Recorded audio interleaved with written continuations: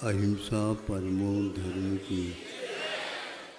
आचार्य गुरुवर श्री कुंड कुंड भगवान की। आचार्य गुरुवर श्री ज्ञान सागर मुनि महाराज की।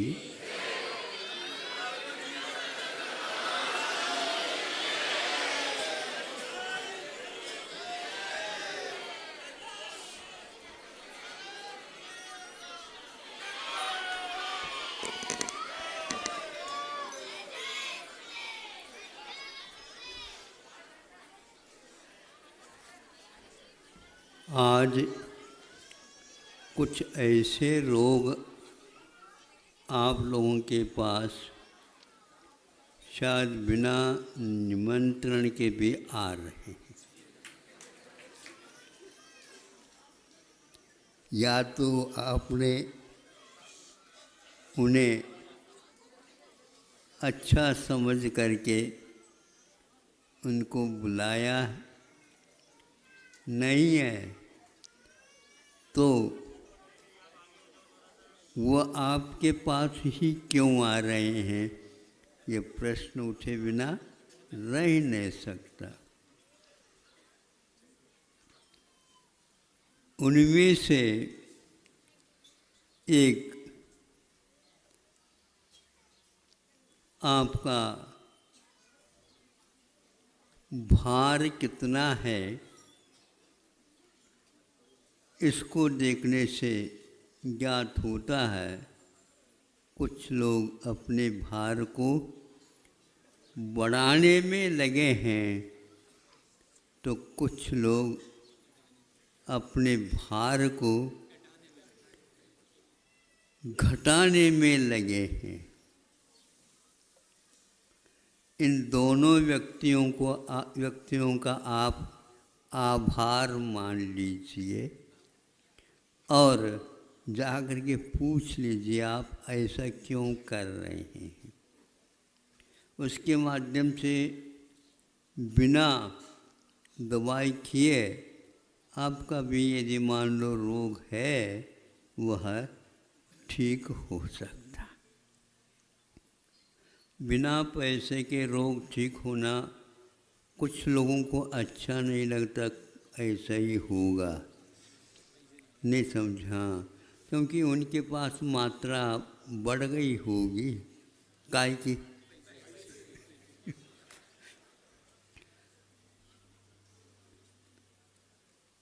तो जिसको मोटापा बोलते हैं और जिसको भारीपन बोलते हैं,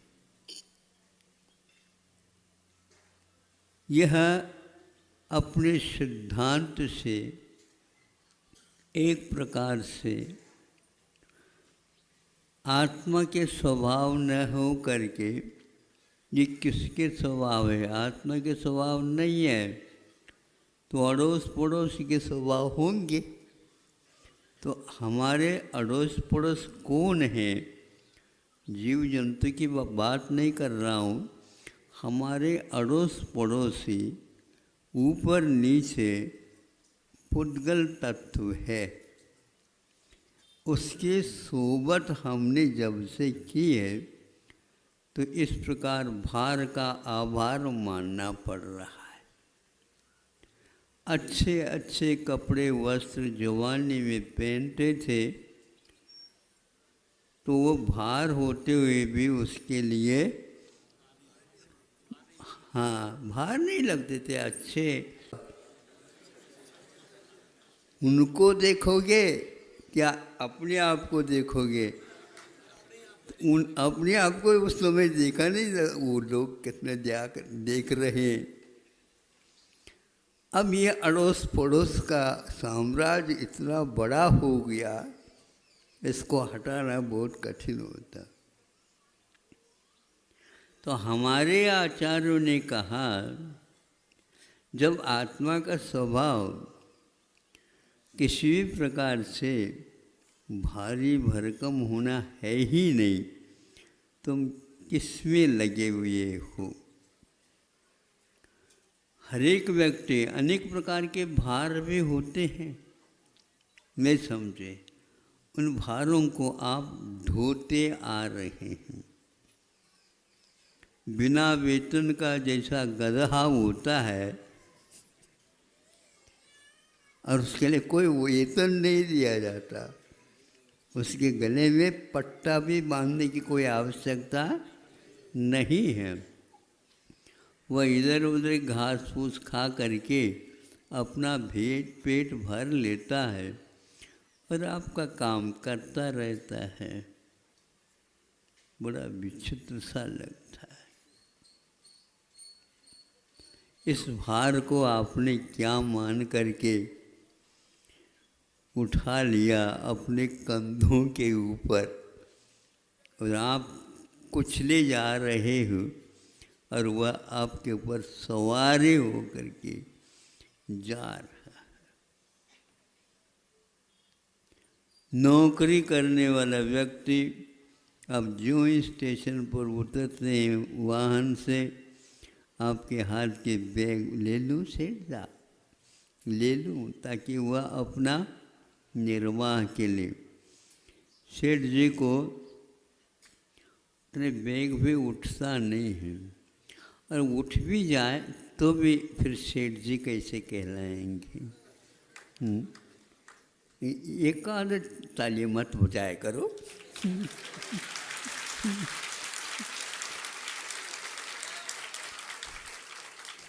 सेठ साहूकार लोग तो ताली नहीं बजाएंगे, उनके ऊपर ताली वो ही बजाएंगे जो अपने भार को कम करने में लगे।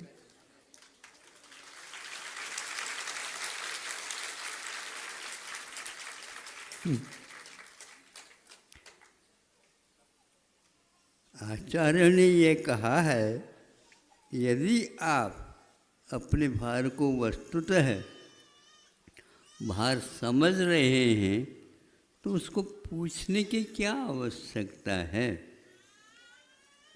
जैसे जैसे वृद्ध होते चले जाते हैं वैसे वैसे वस्त्रों की संख्या भी कम होती चली जाती है और वे भारी भरकम भी नहीं होते, फिर तो वो मलमल पर आ जाते हैं।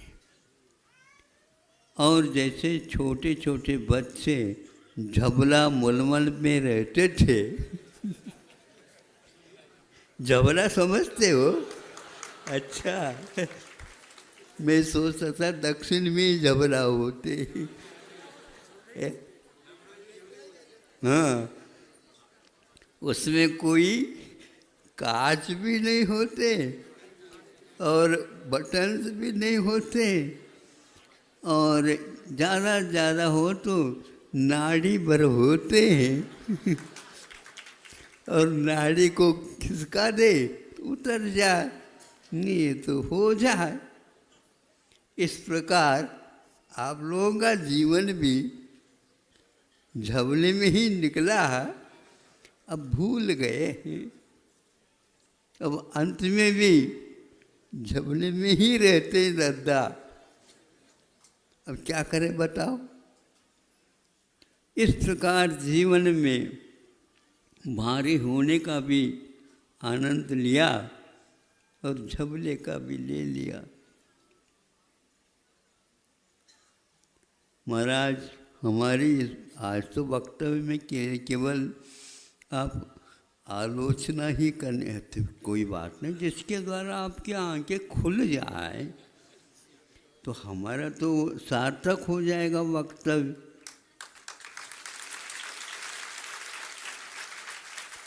यदि मान लो खुलती नहीं, शर्म से झपक जाए तो और हम समझेंगे हमारा वक्तव्य और अच्छा हो गया।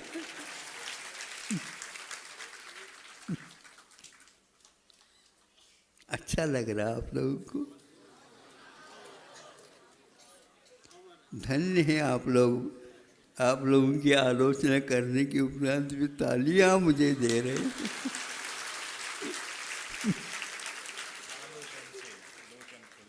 आलोचन से लोचन खुलते ही। स्वागत है, बिना पैसा खर्च किए हो रहा। हमारे जितने भी तीर्थंकर हुए, होते होते अपने जीवन काल में उन्होंने हम लोगों के लिए संबोधन किया, आप भार से रहित है। तो आपका जो जब आभार किया जाता है उस समय में भी भार ही दिया जाता है। सर्वाइकल की बीमारी भी हो, गर्दन हिल नहीं रहा, डुल नहीं रहा, लेकिन जब किसी एक व्यक्ति को ही बता दे, क्योंकि सब लोगों का नाम लेना अच्छा नहीं, जब वह बहुत दिन के बाद अपने गांव या नगर में आ रहे हैं तो उसको देखने के लिए कई लोग आए, पूरे पूरे टूट पड़ी जनता, और वे बीचों बीच में हैं, दोनों तरफ से स्वागत हो रहा है और दोनों तरफ से मालाएं लेकर के उनके गले में, तो यह इतने माला हो गई, उससे सर्वाइकल की बीमारी ठीक हो गई।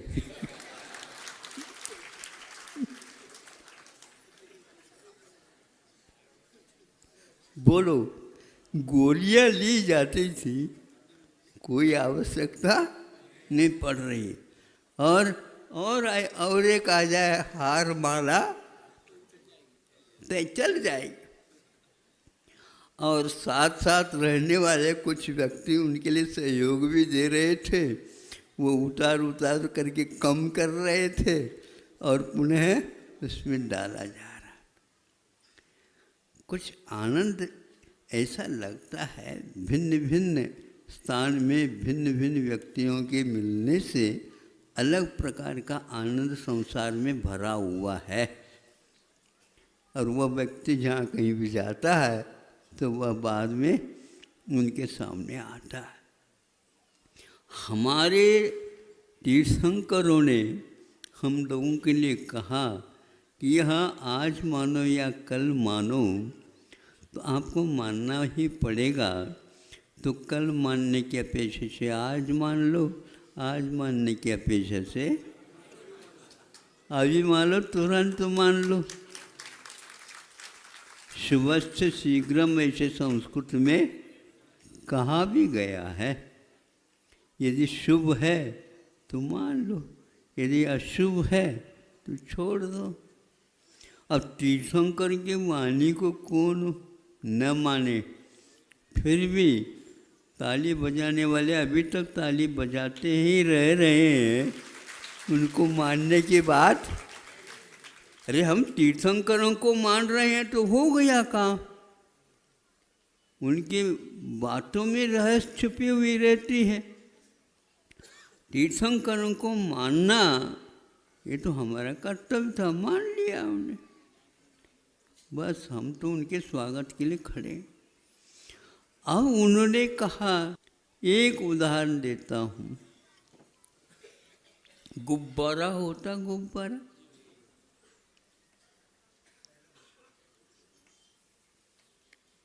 वो वैसे है, उसमें कुछ हवा वगैरह भरी नहीं, तो वो फूली नहीं, वहाँ पर पटका वहीं पर रह गया।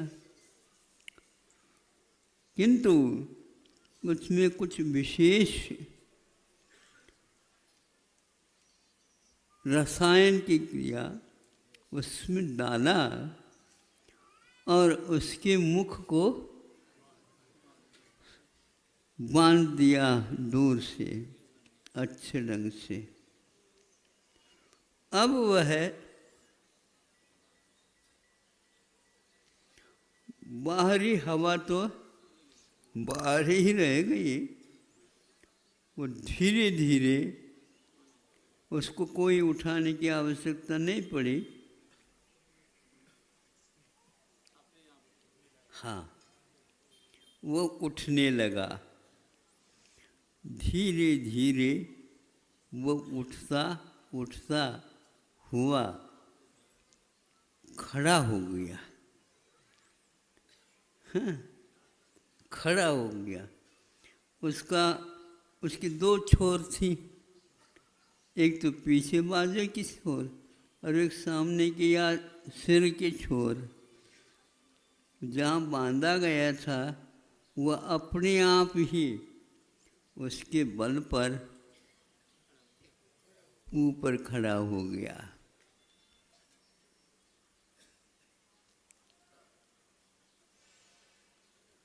ऊपर का हिस्सा भारी नहीं है या शुद्ध है, और नीचे के हिस्सा भारी है या शुद्ध है।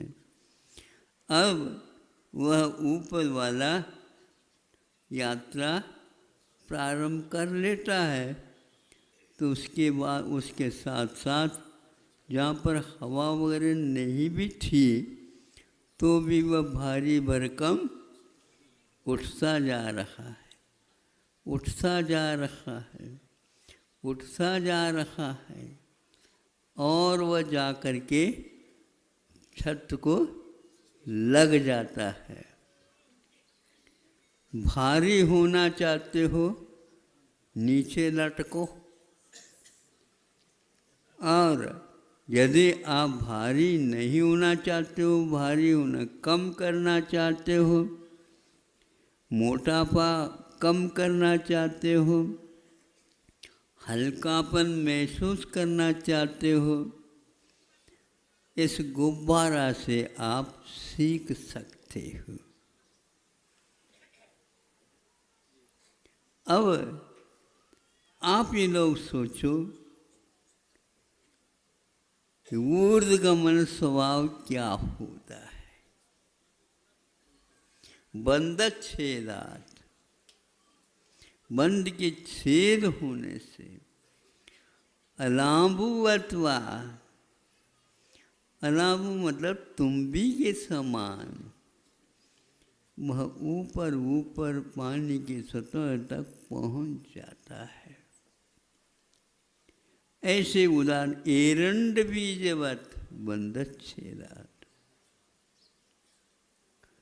अग्निशिखावच्छ पारिणामिकत्वात्, ये सारे के सारे आपके स्वभाव है, कोई भी रोक नहीं सकता। ऊर्ध्वगमन करना आत्मा का स्वभाव है, तभी वह हो सकता है जब पूरी पूरी भार को आप उतार दोगे।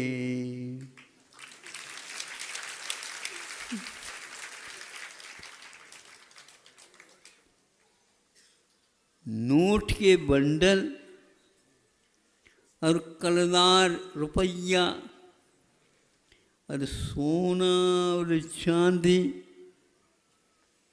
यदि मान लो शुद्ध परमेष्टि कोई बने उनसे बांध दिया जाए तो वो स्वीकार ही नहीं करेंगे, क्योंकि बांधने के लिए रस्सी चाहिए, रस्सी पुद्गल है,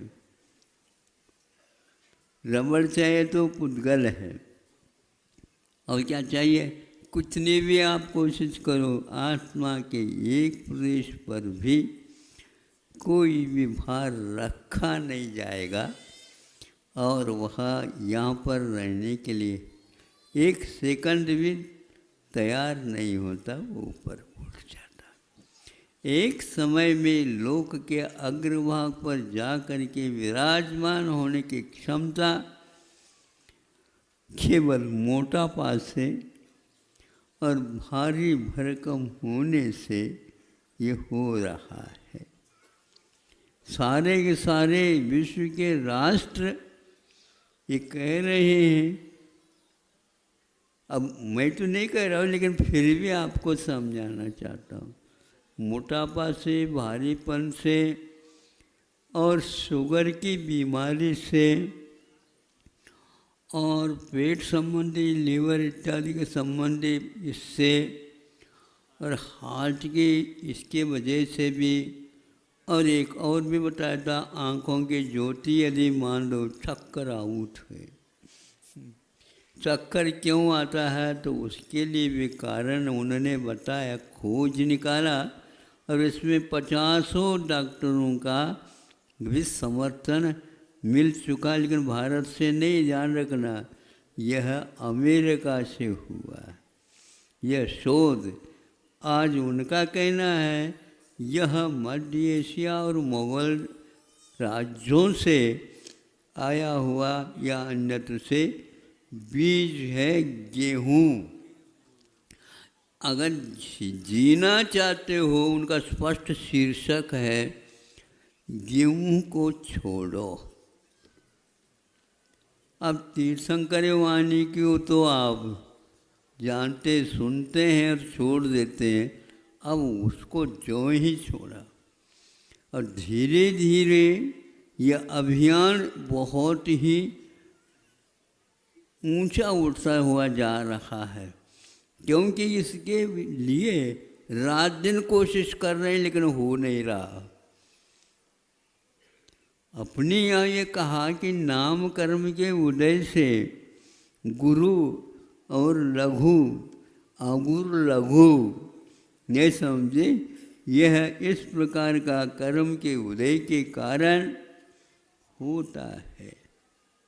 किंतु जब तक इस पुद्गल के साथ संबंध रहेगा तो होता है, फिर बाद में इसको कोई भी रोकने वाला नहीं है।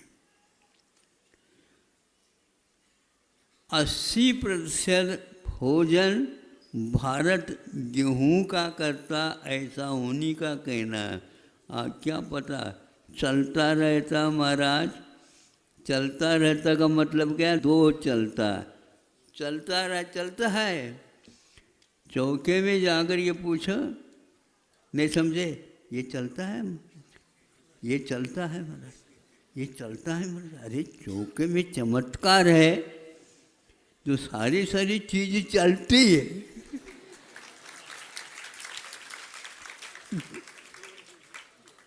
पानी भी चलता है, पैर है,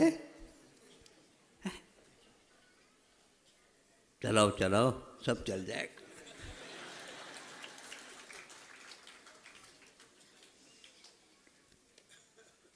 पेट पर यदि नहीं चलता है तो पेट को ही रोग आकर के चिपक जाते हैं। बेचारा वो कहता है, सेठ जी हमारे ऊपर रहम नहीं करते। दुनिया के लिए तो वो सहयोग देने के लिए खड़े हैं, लेकिन इस पेट के ऊपर उनका कोई भी करुणा, दया, अनुकंपा, तत्व निर्णय की कोई बात नहीं आ रही आज तक। जबकि वो सब लोगों के सामने सम्यक दृष्टि, भगत जी आदि आदि कहे जा रहे हैं। अज्ञान के कारण, पंचेंद्रिय के विषयों के कारण, अथवा परमे सुख है इसको मानने के कारण ही संसारी प्राणी यहाँ पर आज तक इस संसार का वह मेहमान बना हुआ है। देखो संसार में भी कितना चमत्कार है। आप लोग कोई भी इसको छोड़ना नहीं चाहते, बल्कि और यह खोज में लगे किसी प्रकार से यहाँ पर हमारा जीवन सुखमय हो। कभी भी नहीं होगा सुखमय, सूखता हुआ जाएगा। और आप ताज़ा बनाना चाहते हो तो यह स्वप्न में भी सोचो नहीं। या तो आरोग्य की रक्षा करो, आरोग्य की रक्षा करते हो तो तत्वज्ञान के माध्यम से आप मोक्ष मार्ग पर आरूढ़ हो करके कोई भी भार नहीं, हल्का होता हुआ वह व्यक्ति वहाँ तक पहुँच जाएगा। तो वहाँ से वह हटने को काम ही नहीं है। यह ऊर्ध्वगमन स्वभाव के बारे में आपका हमने पूरा समय ले लिया। अब यदि मान लो आपको हल्का बनना है, नहीं समझे, फुल्का होता है ना, फुल्का है, नहीं समझे, वो फूलता है तो वो भी नीचे से ऊपर आ जाता है। उसी प्रकार आप लोगों को यदि भारी अच्छा लगता है तो वो ले लो, और यदि भारी अच्छा नहीं लगता है हल्का हो जाओ। आप हल्का होने में अपने अस्तित्व को समाप्त मानते हो, यही एकमात्र आपकी गलत धारणा है। इस गलत धारणा से आप बचो और आज से ये कर लो, प्राय करके सारे। क्योंकि उनका कहना गेहूँ एक प्रकार से सबसे ज़्यादा उसमें मैदा का स्वभाव बना हुआ रहता है।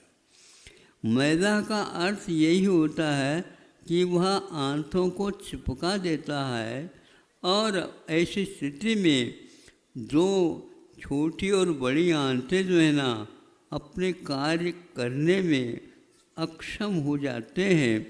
फलस्वरूप खाया हुआ अन्न रस बनता नहीं और वह चिपकता चला जाता है। ऑपरेशन के द्वारा भी पेट साफ कर लिया जाए, पुनः तो डलना तो रात दिन चल ही रहा है, वो बनता ही चला जाता। इसलिए उनका पेट संबंधित जो कोई रोग है ये आरोग्यवर्धक होता है और सत्वशील होता है, शक्ति प्रदान करने वाला होता है, और अनेक प्रकार के रोगों के निष्कासन में कारण है, और यह रोगों को बढ़ाने में कारण है। वह धीरे धीरे गेहूँ के कारण शुगर की बीमारी जो मधुमेह मानी जाता है, डायबिटीज़ आप कहते हैं, और सबसे ज़्यादा भूख उन्हीं को लगती बताते हैं डॉक्टरों के कहने के अनुसार। आप तो खाते जाओ, खाता खोलते जाओ बस, और अपने हाथ से अब सीख दो। कहाँ तक डॉक्टर आएंगे आपके यहाँ? इंसुलेंस इधर खा लो, इधर खाते हुए एक गिलास लेते जाओ। हाँ, ये स्थिति हो गई है। जीवन पर्यंत श्वास आवश्यक है, उससे भी परमावश्यक वो आवश्यक बताते हैं। क्यों ऐसा हुआ? ये मैदा का परिणाम है। जो बड़े बड़े सेठ साहूकार होते हैं उनके यहाँ बड़े बड़े रोग पलते रहते हैं, बड़ी बड़े औषध भी उनके लिए आते रहते हैं विमान के माध्यम से। धन्य है वे विमान में आए, विमान में ही जाएंगे और उनकी दवाई भी साथ जाए। क्या करें? और उसको दवाई को लेते हुए आप घंटे डेढ़ घंटे में खाते जाओ। जीवन खाने में ही है। ये तो महाराजों के लिए, साधुओं के लिए, संतों के लिए या और किसी के लिए है उपवास करना। हाँ, अपने पास तो हमेशा पास में उपवास मैंने पास में रखे रहना चाहिए। अब इनका जीवन क्या हो रहा? घर में उनकी वैयावृत्ति वगैरह नहीं हो पाती, विशेष प्रकार के यांत्रिक यंत्रों का उपयोग नहीं हो पाता, तो बड़े बड़े अरबों रुपए खर्च करके उन लोगों के लिए चिकित्सालय बनाए जाते हैं। अब ये सोचो, दवाई के लिए भी अरबों चाहिए और चिकित्सा के लिए भी अरबों चाहिए, चिकित्सालय के लिए भी अरबों चाहिए। अब क्या करें? अब तो 1000 के बाद, सैकड़ा के बाद तो रही नहीं। इसीलिए हमने सोचा भैया कि सैकड़ा और दहाइला वाले भी कोई है क्या? नहीं है तो उनकी संख्या भारत में ज़्यादा है बताते हैं। इसलिए पूर्णायु आपके लिए स्वागत के लिए खड़ा है। सब बड़े बड़े रोग सब शांत हो जाएंगे। और आप इस हमारे उदाहरण को अवश्य ही याद रखेंगे। और बाकी सब नहीं रखते हैं तो कोई बाधा नहीं। ऊर्ध्वगमन करना आत्मा का स्वभाव है और उसको कोई रोकने वाला नहीं। लेकिन साथ पुद्गल नहीं जाएगा। पुद्गल का मोह बंद कर दो। पुद्गल कौन? और कोई वस्तु नहीं। यदि पुद्गल है तो ये शरीर है। शरीर को आप पुद्गल अजीव तत्व माने, इसका नाम सम्यक दर्शन है। और उसको दूर करने के प्रयास मत करो, उससे काम लो। नहीं समझे, बिठा दो और अनुचित आप करते रहो, वह बैठा रहेगा।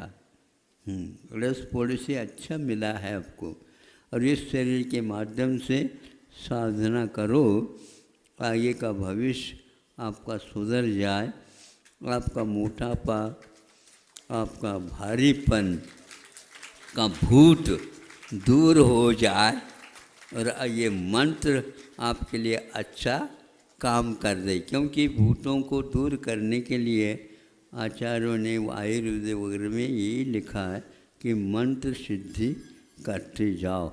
मैं इसी मंत्र सिद्धि में लगाऊं, सबके भूत उतर जाए और हमारे भी ठीक हो जाए।